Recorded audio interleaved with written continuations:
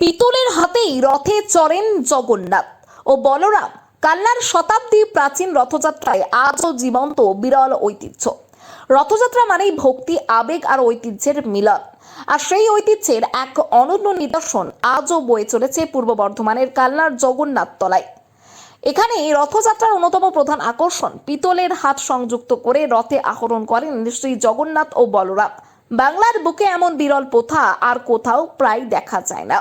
পুরানো লোককথা অনুযায়ী দেবশক্তি বিশ্বকর্মার বৃদ্ধি কারিগরের ছদ্মবেশে পুরীর রাজা ইন্দ্রদুষ্মের কাছে প্রতিশ্রুতি দিয়েছিলেন 21 দিনের মধ্যে তিনি জগন্নাথ, বলরাম ও সুভদ্রার বিগ্রহ নির্মাণ করবেন। তবে শর্ত ছিল সেই সময়ের আগে মন্দিরের দরজা খোলা যাবে না।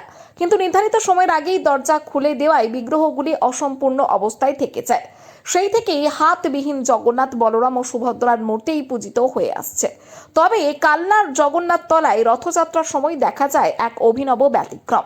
শুধুমাত্র 3টি বিশেষ দিনে স্নানযাত্রা, রথযাত্রা এবং উল্টো রথে জগন্নাথ ও বলরামের বিগ্রহে পিতলের হাত সংযুক্ত করা হয়। এরপর আবার সেই হাত খুলে রাখা হয়। সুভদ্রা দেবী অবশ্য চিরাচরিত রূপেই বিরাজ করেন। স্থানীয়দের বিশ্বাস, বর্ধমান মহারাজার এক স্বপ্নাদেশের পর থেকেই এই বিশেষ রীতি প্রচলিত হয়।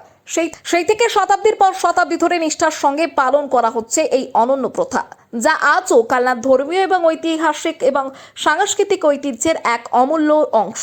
এই বিরল ঐতিহ্যের সাক্ষী হতে প্রতি বছর রথযাত্রার সময় দূর দূরান্ত থেকে হাজার হাজার ভক্ত ও দর্শনার্থী ভিড় জমান কালনার জগন্নাথ তলায়। রথযাত্রাকে কেন্দ্র করে বসে ঐতিহ্যবাহী গ্রামীণ মেলা, ধর্মীয় আচার, লোকসংস্কৃতি, কেনাকাটা ও উৎসবের আবহে মুখর হয়ে ওঠে গোটা এলাকা।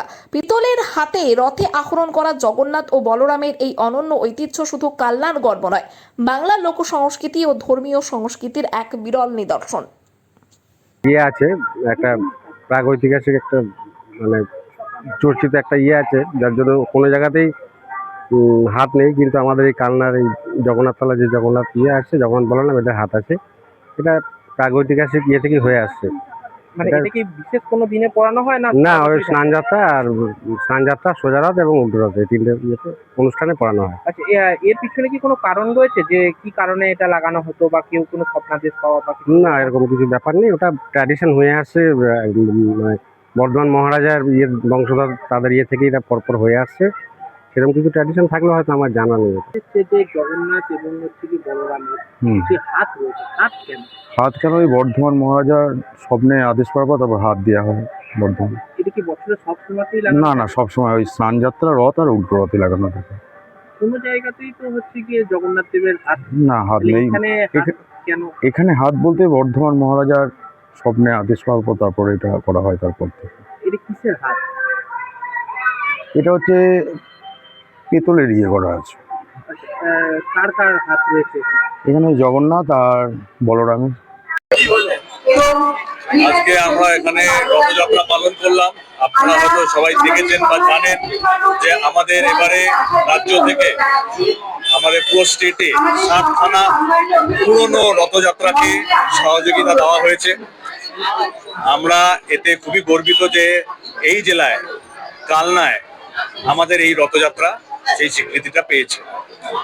এখানে এরকম আরো 2-3টে রথযাত্রা আছে যেগুলো বহুদিনের পুরনো। আমরা এমন জায়গা একটা চুজ করেছি যেখানে আমাদের পাশে 108 শিব মন্দির, রাজবাড়ি, যেখানে ট্যুরিজম মানে হওয়ার চান্স আছে বা টুরিস্ট আসে, যেখানে তাদের সামনে যাতে এরা তুলে ধরতে পারে নিজেদের আর্ট ওয়ার্ক, তাদের যাতে আয়টা একটু বাড়ে, ইকোনমিটা যাতে তাদের বাড়ে, এই জন্য এই জায়গাটাকে করা হয়েছে। ক্রাফটস মেলা করে এটাকে আমরা এগিয়ে নিয়ে যাব। এটা এখন ছোট আকারে আছে, আগামী দিনে এটাকে অনেক বড় করার পরিকল্পনা আছে। কি কি কিনলেন এখান থেকে বাড়ির জন্য?